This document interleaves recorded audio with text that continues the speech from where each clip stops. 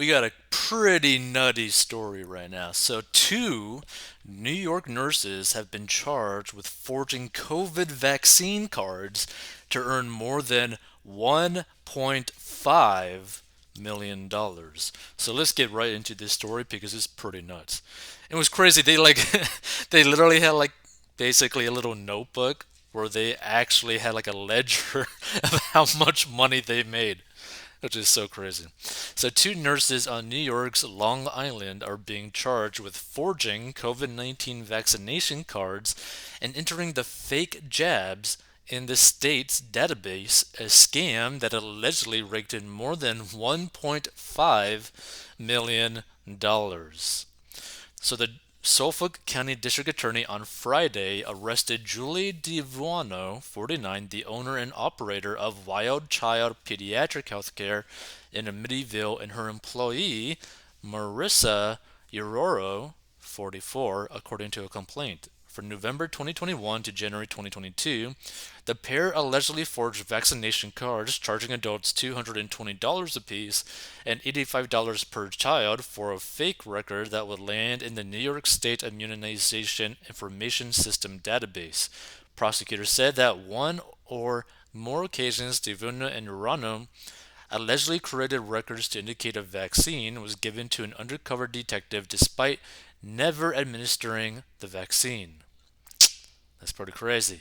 Now, this is also crazy when you really think about it, right? So, they made $1.5 million dollars and they did like $220 a piece. Like, that's a lot of people getting fake jabs, okay? Like, that's a lot of people. So, forging COVID 19 vaccination cards and entering false information into the New York State database used to track vaccination records puts the health and well being of others at risk and undermines efforts to slow the spread of the COVID 19 virus, Special Agent Scott Lampert said in a statement announcing the charges. Now, here's the thing that you also got to understand too. When you create a system, right?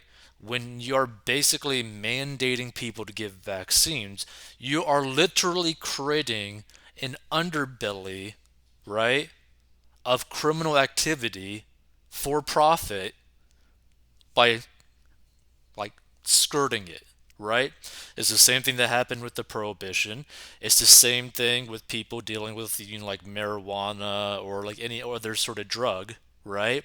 When you basically make something illegal, right? People are going to find a way to get it or not get it in this case, and they're willing to spend a good amount of money to do it, right? And I wouldn't be surprised that there would be people like in New York or California, right, that are having to face these like mandates because they're getting crazier and crazier. That there wouldn't be some people in those areas that have the money to basically be like, you know what? I'm willing to get a fake vaccine card and I'll give you a grand or 5 grand or 10 grand, right? There's going to be people out there that are going to be willing to pay something like that to kind of like skirt the rules in those areas, right? And it's the same thing, like I said, with prohibition. There's going to be people willing to spend more money just so that they could have what they shouldn't have or something like that. So people got to understand anytime you like try to force something, right? There's going to be an underbelly of the exact opposite. Like you basically created an industry that never existed before by creating some sort of mandate. Like, and look, I wouldn't even be surprised that like a lot of their customers were probably even doctors or something like that. So during a search of Devuna's home, officials said officers seized roughly $900,000.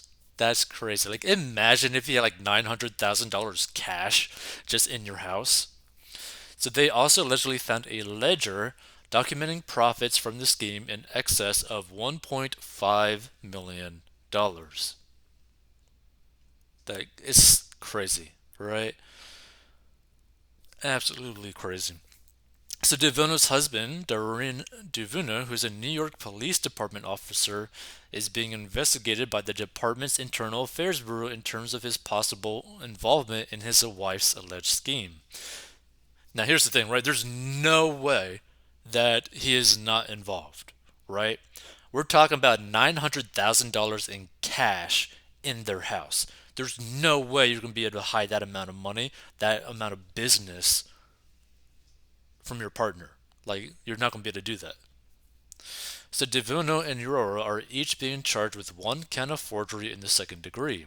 Devono is also being charged with an additional count of offering a false instrument for filing in the first degree, and the pair's legal defense was not immediately clear. And just a month ago, New York Governor Kathy Hochul signed a bill into law criminalizing fake COVID 19 vaccination cards. And again, this is the thing, right? Anytime you basically make something like a requirement, like, look, this is the same thing with people who have no ID, right? So, for example, if someone like lost their driver's license due to maybe, they driving under the influence or all that kind of stuff, right? Well, guess what? They're probably going to find a way to pay for a fake driver's license, right? So that they could have something that looks believable. Same thing with a passport. There are people who are not allowed to have passports or should not have passports, and they are probably willing to pay someone in the underbelly to get a fake passport, right? So that they could go travel to a different country. And like, people just need to understand that, like, anytime you try to like legislate something in one way, or basically have requirements set up on something in one way, there is always going to be another side, and a lot of people don't want to talk about it, but it exists, right? Like, it exists, and you gotta have the reality of it. I mean, there's people selling like fake COVID, real COVID vaccination cards that were blank, right?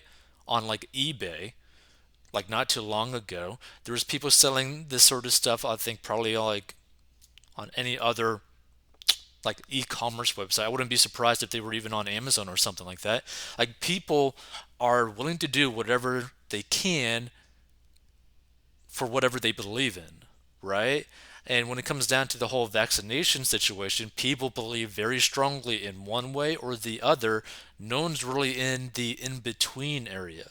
And when you have something like that, and you have cities, counties, states that are basically going super hard in different directions, well, guess what? There's going to create some sort of underbelly. So I just want people to be like very careful, because one, you probably should not be getting involved with people like this because they're getting in trouble, but also because of their ledger, right? They're probably going to end up basically, giving out names to the people that they actually gave this, fake shot to, meaning that a lot of the people that ended up paying for this are probably also going to get into trouble as well. And we're talking probably over 1,000 plus people, close to like 2,000 people or something like that, right? Like, this is going to be a lot of people that everyone that, like, interacted with them thought that they were vaccinated, but they're not. But so there's probably like about 2,000 potential people that could just be going to jail for getting a fake, purposely fake, vaccine card.